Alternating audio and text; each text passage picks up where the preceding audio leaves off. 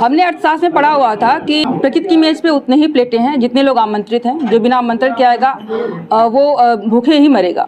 रोजगार पर भाजपा सांसद निरहुआ के एक बयान वायरल हो रहा है। उन्होंने कहा कि मोदी योगी ने बच्चे पैदा नहीं किए हैं और रोजगार उन्होंने नहीं बढ़ाया है, बेरोजगारी नहीं बढ़ाई है, और जो बेरोजगार है वो खुद बेरोजगार है और बेरोजगार पैदा कर रहा है। तो हमारे साथ इसके साथ ही बात करने के लिए सपा उम्मीदवार हैं धर्मेंद्र यादव जी। सबसे पहले आपका बहुत बहुत स्वागत करते हैं। शुरुआत इसी बेरोजगारी से करते हैं। जो निरहुआ जी ने कहा है उस पर आपका क्या कहना है? देखिए, उन्हें अंदाज नहीं चीज़ों की, समस्याओं का, और बीजेपी की स्क्रिप्ट को पढ़ते रहते हैं वो, उसका आफ्टर इफेक्ट का भी अंदाज उन्हें नहीं रहता है। और जिन लोगों का नाम लिया, प्रधानमंत्री जी का नाम लिया उन्होंने, प्रधानमंत्री जी ने हर साल 2 करोड़ रोजगार देने की बात कही थी 14 में। आज 24 में जब जनता कह रही है कि 20 करोड़ रोजगार मिलने चाहिए थे प्रधानमंत्री जी के हिसाब से, तो वो रोजगार कहाँ हैं?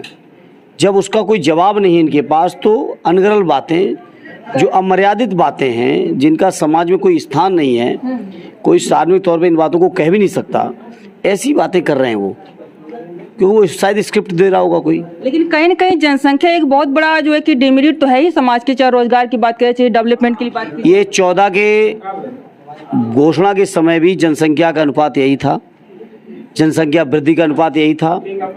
सरकार ने कोई ऐसा 10 साल में कदम नहीं उठाया जिसको कहा जाए कि जनसंख्या के लिए कोई कदम ऐसा उठाया उन्होंने जिसका वो तर्क दे सकें। इसी सब बेबुनियाद बातें हैं। असली बात यह है कि बीजेपी ने रोजगार नहीं दे पाया, उसके अब वो डिफेंस कैसे करें, तो कुतर्क दिख रहे हैं उनके पास, क्योंकि तर्क है नहीं। ये कहते हैं कि 80 लाख ही नौकरियां सिर्फ भारत में है। सरकारी नौकरी की बात करें, रोजगार की बात लोग करते हैं तो रोजगार करें। जो आप खेती करते हैं वो रोजगार नहीं हुआ, जो आप पत्रकारिता करते, मेरे को कह बोले कि पत्रकारिता करती है, रोजगार नहीं हुआ। जिनकी वीडियो वायरल उनको भी यही बात कही उन्होंने। तो कहते हैं कि आप जो है कि ये रोजगार क्या 14 से पहले नहीं थे? सवाल ये है कि 14 में जो वादा किया था उसको कहाँ तक पूरा किया या नहीं किया।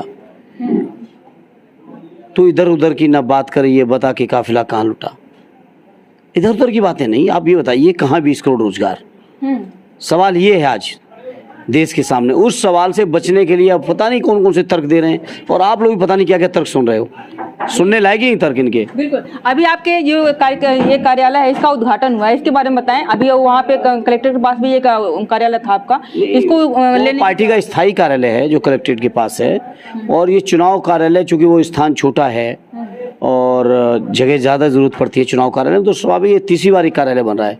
आदरणीय राष्ट्रीय अध्यक्ष जी का भी चुनाव इसी कार्यालय से हुआ था, पिछला मेरा बाई इलेक्शन भी यही से हुआ था, और फिर आज ये तीसरा कार्यालय खुला, तीसरी बार इसी कार्यालय को चुनाव का केंद्रीय कार्यालय खुला है। अभी आजमगढ़ के मुद्दों की बात करें, सारी पार्टियों ने अपना लगभग मैनिफेस्टो जारी कर दिया है चुनाव को लेकर के मुद्दों को।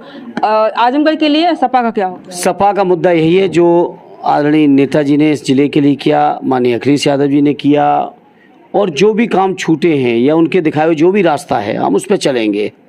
हम उसमें की घोषणा वाले लीडर नहीं हैं, हम अनुसरण करने वाले लीडर हैं अपने बड़ों का।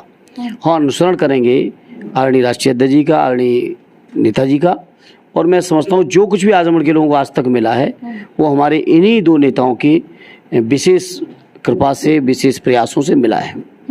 अभी जो है कि कहते हैं कि कौन एक नाम लोग ले रहे हैं, कहते हैं कि हमारे दिल है और धड़कन है। अखिलेश यादव ने भी कहा कि हमारे दूसरा घर है।